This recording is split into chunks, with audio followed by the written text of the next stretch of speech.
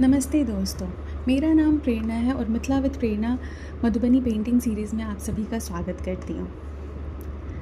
आज का हमारा टॉपिक है ऐतिहासिक उत्पत्ति, संस्कृति सार और बुनियादी तकनीकें, जिसमें हम इन 5 टॉपिक्स पे बात करेंगे, जो कि है पहला इंट्रोडक्शन टू मधुबनी पेंटिंग, दूसरा है हिस्टोरिकल रूट एंड माइथोलॉजी, तीसरा है की स्टाइल एंड क्लासिफिकेशंस, चौथा है materials and basic methodology and fifth one is conclusion, निष्कर्ष। आइए स्टार्ट करते हैं हमारे पहले टॉपिक से, जो है introduction to Madhubani painting. Okay, Madhubani कला का परिचय। मधुबनी चित्रकला, जिसे लोकप्रिय रूप से मिथिला कला के रूप में भी जाना जाता है, भारतीय उपमहाद्वीप से उत्पन्न होने वाली सबसे प्रसिद्ध और प्राचीन पारंपरिक कला रूपों में से एक है। मुख्य रूप से बिहार के सांस्कृतिक मिथिला क्षेत्र और पड़ोसी नेपाल के कुछ हिस्सों के महिलाओं द्वारा विकसित या उत्कृष्ट कला रूप से केवल सौंदर्य सजावट के रूप में कार्य नहीं करती, बल्कि लोक कथाओं, आध्यात्मिक भक्ति और मानव समाज तथा प्राकृतिक पर्यावरण के बीच घनिष्ठ संबंध को व्यक्त करने वाली एक समृद्ध दृश्य भाषा है।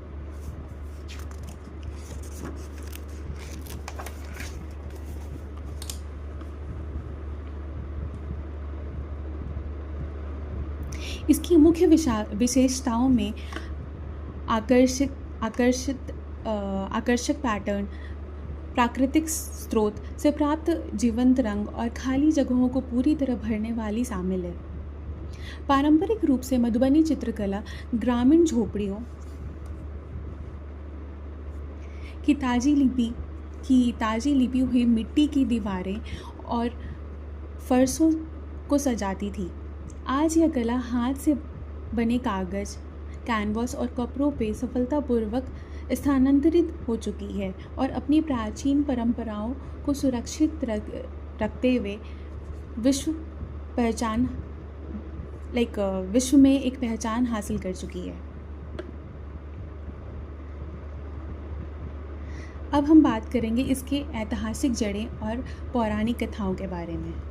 Historical roots and its mythology. Madhubani चित्रकला एक ऐतिहासिक ताना बना हिंदू पौराणिक कथाओं से गहराई से जुड़ा हुआ है। स्थानीय लोक कथाओं और प्राचीन महाकाव्य रामायण के अनुसार इस कला का उद्भव मिथिला साम्राज्य के राजा जनक के काल में माना जाता है।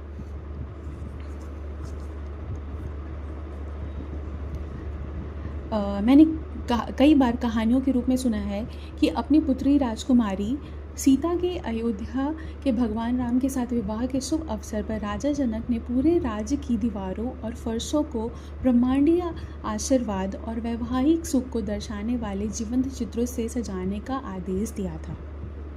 स्त्रियां इसे यह ज्ञान विशेष रूप से परिवारों के भीतर जीवित रखा गया, जो माताओं द्वारा बेटियों को मौखिक परंपराओं और अभ्यास के माध्यम से सिखाया गया। ग्रामीण मिथिला क्षेत्र के एकांत वातावरण में इस कला रूप को अपनी विशिष्ट पहचान बनाए रखने में मदद करती है, जिससे यह बाहरी और आधुनिक कलात्मक आंदोलन से अप्रभावित रही।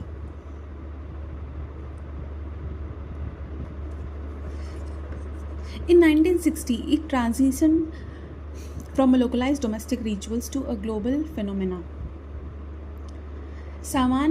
कालीन इतिहास में यह कला रूप 1960 के दशक के अंत में एक स्थानीय घरेलू अनुष्ठान से विश्व स्तर पर प्रसिद्ध हुआ था। 1966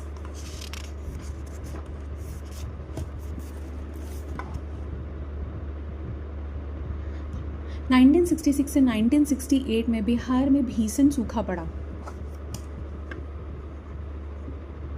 जिससे भारी आर्थिक तबाही हुई। वैकल्पिक आजीविका बनाने के लिए आखिर भारतीय हस्तलिपि बोर्ड ने स्थानीय महिलाओं को अपनी पारंपरिक दीवार कला को व्यावसायिक बिक्री के लिए हाथ से बने कागज पर उतारने के लिए प्रोत्साहित किया, जगदम्बा देवी, सीता देवी और गंगा देवी जैसी दूरदर्शी महिलाओं ने इस बदलाव का नेतृत्व किया और एक निजी घरेलू कला को एक सम्मानित उद्योग में बदल दिया। अब हम इसकी शैलियों और वर्गीकरण के बारे में बात करेंगे।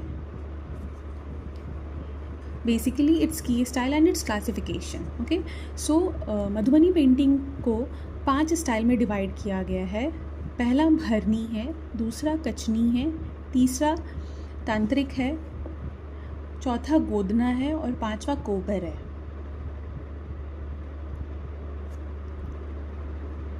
मैं अगली वीडियो में इसके इन हर क्लासिफिकेशन को प्रॉपरली आप सबको एक्सप्लेन करूँगी। फ़िलहाल मैं बस बता रही हूँ कि इनके कितने स्टाइल होते हैं और कितने क्लासिफिकेशंस होते हैं।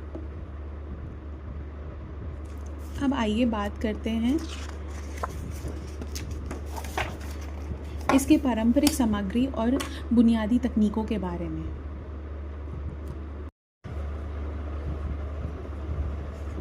पारंपरिक सामग्री और बुनियादी तकनीकें मधुबनी चित्रकला की वास्तविक प्राकृतिक सामग्रियों के पूर्ण उपयोग में निहित है। पारंपरिक कलाकार रसायनों से दूर रहते हुए सीधे प्रकृति से रंग और औजार तैयार करते हैं। प्राकृतिक रंग: काला रंग गाय के गोबर और काजल से, पीला रंग हल्दी या फूल के पराग से, लाल रंग स्थानीय मिट्टी या कुसुम के फूल से, सफ़ेद रंग पीसे हुए चावल के घोल से और हरा रंग जंगली पत्ते के रस से तैयार किया जाता था। औजार मीन्स टूल्स: रेखाओं को खींचने के लिए बांस की तीलियां या रुई लिपटी माचिस की तीलियों का उपयोग ब्रश के रूप में किया जाता है। The signature rule: double line outline, दोहरी रेखा। प्रत्येक मुख्य आकृति की रूपरेखा हमेशा समानांतर रूप से 2 बार बनाई जाती है और फिर उसे सूक्ष्म जगह की बारीक तिरछी रेखाओं से भरा जाता है। ये हम लोगों का सिग्नेचर रूल है मधुबनी पेंटिंग में।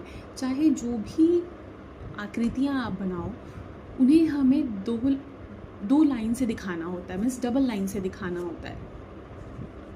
ये हम लोग का सिग्नेचर रूल है जिसे हम मधुबनी पेंटिंग में ज़रूर ही फॉलो करते हैं। Okay, now will talk about निष्कर्ष मीन्स कंक्लूज़न। हमारा कंक्लूज़न क्या है इस पूरे वीडियो का?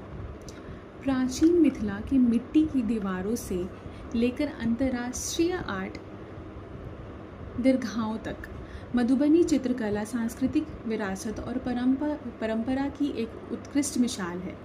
यह कला मनुष्य, ईश्वर और प्रकृति के बीच सुंदर सामंजस्य का उत्सव मानती है। इस वीडियो में मैं इतना ही आप सभी के साथ शेयर करना चाहती थी। अगर आप सभी को ये वीडियो अच्छा लगा हो, अगर आप इससे कुछ लर्न किए हों, तो मुझे बेहद खुशी होगी। और आप मुझे अपने लर्निंग के बारे में कमेंट के थ्रू बता सकते हैं कि मुझे और किस बारे में आपसे शेयर करना चाहिए, और अगर आपको कैसा लगा ये वीडियो।